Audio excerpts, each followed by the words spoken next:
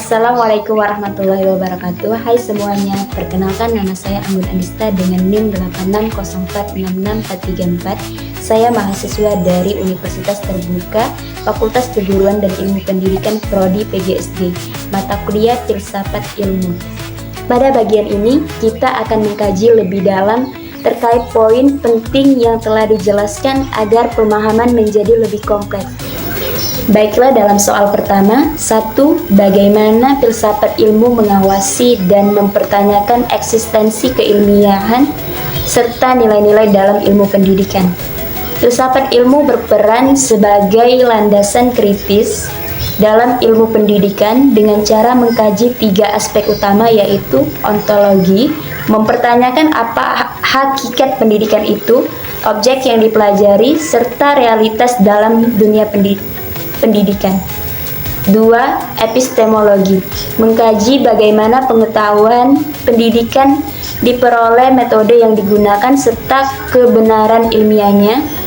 3. Aksiologi, menilai manfaat dan nilai-nilai yang terkandung dalam pendidikan, seperti etika, moral, dan tujuan pendidikan itu sendiri. Dengan demikian, filsafat ilmu memastikan bahwa ilmu pendidikan tidak hanya benar secara ilmiah tetapi juga bermakna dan bernilai. Pembahasan kedua, bagaimana pendidikan yang bermakna dan bernilai turut memperkuat perkembangan filsafat ilmu. Pendidikan yang bermakna dan bernilai akan menghasilkan praktik pendidikan yang tidak hanya fokus pada transfer ilmu, tetapi juga membentuk karakter dan pemikiran kritis. Hal ini memperkuat filsafat ilmu karena mendorong refleksi terhadap tujuan pendidikan, mengembangkan pemikiran kritis terhadap teori dan praktik pendidikan, menjadikan pendidikan sebagai sarana pembentukan manusia yang utuh atau intelektual dan moral, sehingga pendidikan menjadi ruang aktualisasi dari konsep-konsep filsafat ilmu.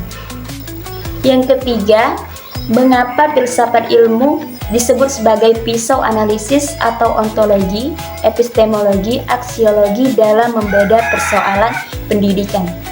Filsafat ilmu disebut sebagai pisau analisis karena digunakan untuk mengkaji masalah pendidikan secara mendalam melalui 3 pendekatan. 1. Ontologi, menganalisis hakikat masalah atau misalnya apa itu belajar. 2. Epistemologi, mengkaji cara memperoleh solusi atau metode pembelajaran yang tepat. 3. Aksiologi, menilai dampak dan nilai dari solusi tersebut, apakah manfaat dan etis. Dengan ketiga aspek ini, masalah pendidikan dapat dipahami secara menyeluruh dan tidak dangkal. Yang keempat, contoh konkret penerapan filsafat ilmu dalam praktik pendidikan. Contoh penerapannya dapat dilihat dalam kebijakan kurikulum. Penyusunan kurikulum mempertimbangkan nilai aksiologi, isi materi atau ontologi, dan cara penyampaian atau epistemologi.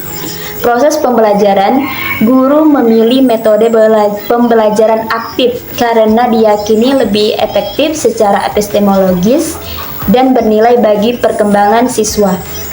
Penilaian pendidikan, evaluasi tidak hanya mengukur kognitif, tetapi juga sikap dan keterampilan sebagai bagian dari nilai pendidikan. Kesimpulan, filsafat ilmu memiliki peran penting dalam pendidikan sebagai dasar berpikir kritis, alat analisis, serta penentu arah dan nilai pendidikan agar lebih bermakna, ilmiah, dan bermanfaat bagi kehidupan. Sekian presentasi dari saya. Saya ucapkan terima kasih. Wassalamualaikum warahmatullahi wabarakatuh.